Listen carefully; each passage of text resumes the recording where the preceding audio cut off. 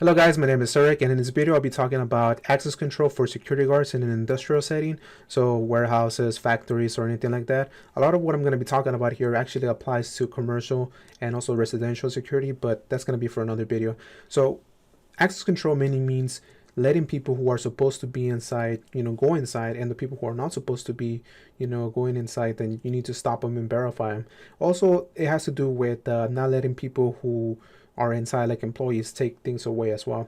So I want to give a couple of pointers to what you need to do and also what to look for. So I've decided to split this into two phases. Okay, phase one is going to be preparation. So there's actually a lot of things you can do to prepare for doing access control. So the first one is going to be building a couple of databases. Okay, so when you're first starting off, maybe you're training or you're actually the manager or supervisor watching this, it's a good idea to make a database. So make a database of the most common employees, so you're not expected to memorize everyone. A lot of warehouses are huge, and you're not going to memorize everyone, and a lot, some of them have different shifts, so it's just impossible.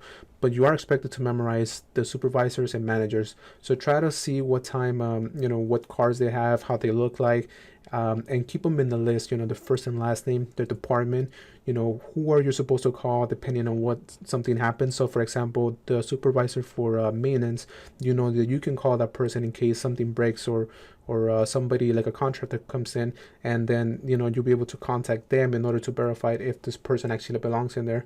So make sure that you memorize as many as you can. The good thing about working in a warehouse or like a factory is that they follow a very specific timeline. So employees usually come in at the same time. So let's say, for example, this warehouse here opens at 6 a.m. So normally they're going to start coming in like around 5:45. So you want to be there before them. Usually the security guard arrives earlier. So let's say you arrive at 5 and they start coming in at 5:45. You see cars coming in all the time, and they come in at the same time. So let's say they all stop coming in like around 6:10. Then when somebody comes in like around 7, then you know that there's a good indication that he's not a employee, because he's coming in later than what it's supposed to be. Another database that's a good idea to keep track of is the most common people that you're going to see that are not employees, so third-party vendors. So you're going to see like the food truck come in at the same time. You're going to see mail, so UPS and all those guys. Try to get the names of the most common vendors that you're going to see. So the food trucks usually going to be the same persons over and over again.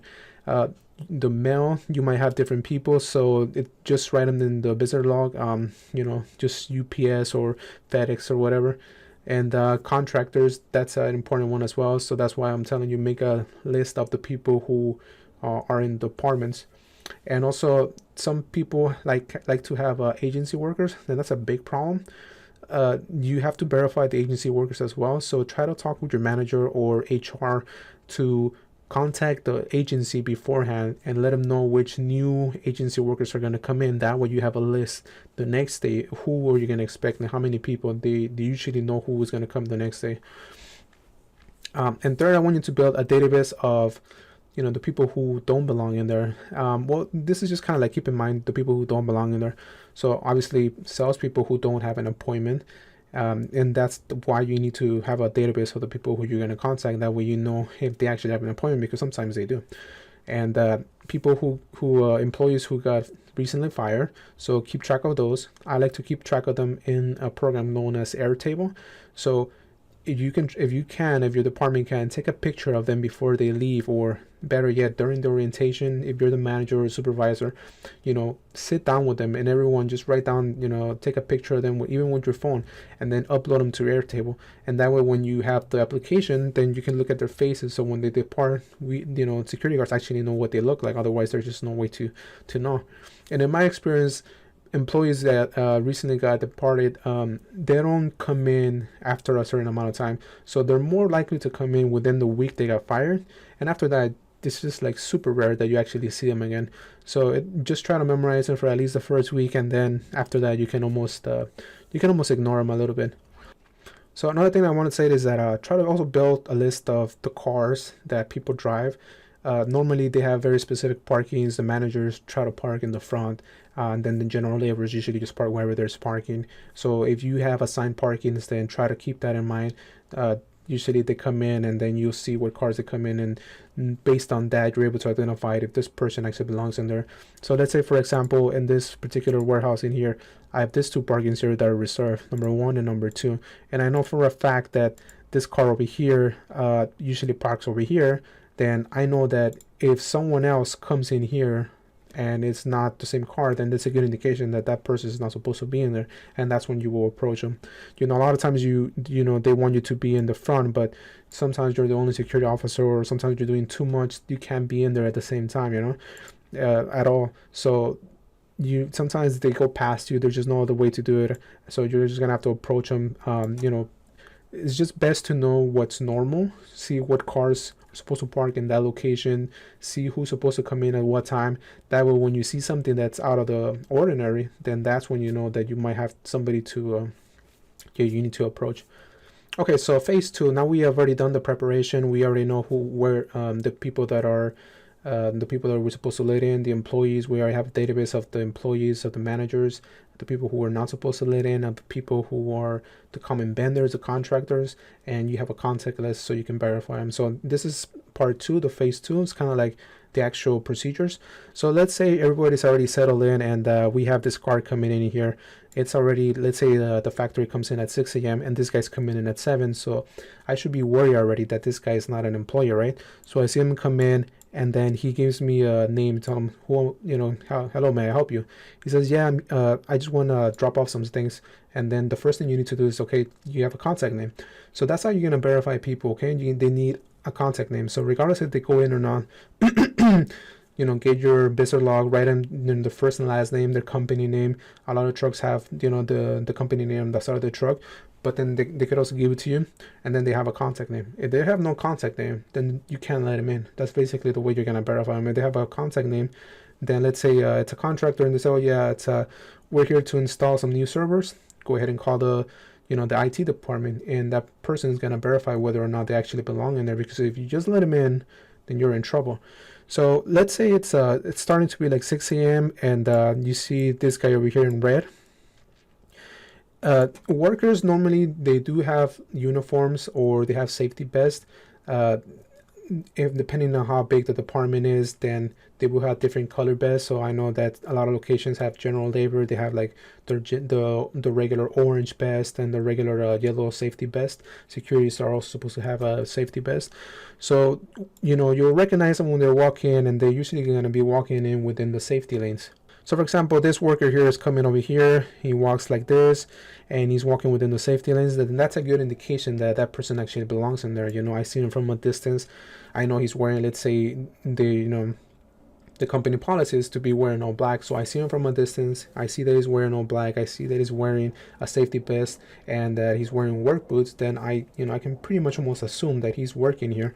But if you don't recognize him, then you can always approach him and ask him, what's his supervisor, or who does he work with and what department. Somebody that doesn't belong in there is not gonna know who their supervisor is. Okay, so one of the persons that you're going to deal with, not too often, but you are, and when you let them in, you're going to get in shit trouble, is people who are coming in to serve others like a court order. So they usually come in, wearing anything. They're just random, and so a lot of times they're going to be holding a lot of paperwork. So they're going to try to come in, and then that's why it's a good idea to identify what's normal. So they'll come in, normally they're not going to be wearing the uniform or a safety vest. They'll go in and then they'll try to get in past you without even you asking them. So when you see that he's out of place, you ask him, hello, may I help you? Oh yeah, I'm here to deliver this to the office. Okay, well, same thing as always. Okay, who are you looking for? What's your contact name? Oh no, I just want to deliver that over here. I'm sorry, I can't. And then they're gonna tell you that they're here to serve somebody, and they usually come clean with you after a while since you don't let them in. They're supposed to stop. You just can't. If you tell them to stop, they're gonna stop, but they're not gonna go through past you unless you actually give them permission. If you already stopped them, so let's say you already stop them and you already question them, then all you can tell them is, what, I can't let you through. I need you to mail this. So it's a good idea to tell them to mail it to human resources rather than just letting them through. A lot of times they're gonna try to be like, oh no, I can't, and whatever, and then just tell them, I can't let you through. You're gonna be in trouble. What you can do is just leave it on the floor, and then that's basically it. We'll take it from there. So what you could do is just, once they agree and try to convince them, they'll just drop it on the floor, make sure they leave, and just go outside and check to see if they left, and then just pick it up and take it back to the office. At that point, there's nothing you can do, but at least you did your job. You didn't let them through and you stopped them. Okay, so one other thing that is access control related is, unfortunately, you're gonna have to keep track of people who steal things within the organization. So if it's somebody that's like a factory, then you have to keep track of people who are taking stuff. And normally it's general labor, but a lot of managers think that just because they're managers, they can take whatever the hell they want, and it's just not the case. So when they're coming out when they're coming out, make sure that they're not carrying boxes. If they're carrying boxes, this might be a different policy within your organization, but you normally at least want to keep it in your one of your reports. Write it down. So normally, if you see somebody with 3 boxes and they're putting them in their car, you can just walk up to them and tell them, "Hello, sir. I noticed you're taking these boxes. Do you know what they are?" So we can, they force us to write it down. Oh yeah, this is 3 boxes of this product. Yeah, they told me it's expired. They told me to take it.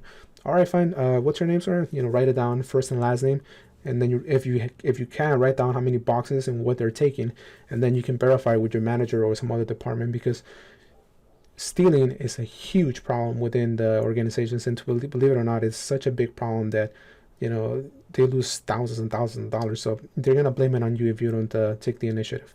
Okay, guys, so the video is getting a little long. I think I'm just gonna break it down in here. If you have any questions, go ahead and put them in the description, in the comment sections, and then I'll try to answer them. If I need to answer a lot more questions, then I'm just gonna have to make another video. Thank you for watching.